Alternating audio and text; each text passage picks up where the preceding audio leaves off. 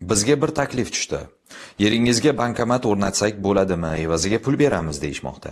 Bankomat foizda olib qoladi, shu puldan bizga pul beradi. Bu pul biz uchun halolmi?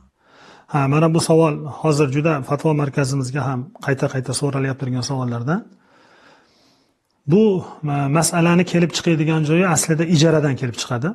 Ya'ni bankomat albatta insonlarning hojatini yengillashtirishlik uchun insonlarning naqd pulini plastiklarga tushirishlik va ba'zi bir to'lanadigan to'lovlarni bajarishlik uchun bajariladigan bir apparat hisoblanadi.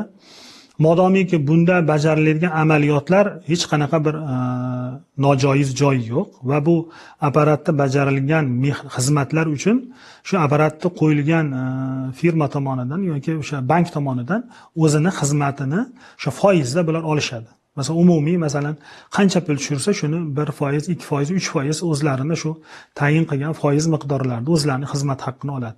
Bu hech qanaqa ribo degan holat bo'lmaydi. Shunday ekan, u apparatni bajarayotib turgan ishlari shariatga zidlik joyi yo'qmi?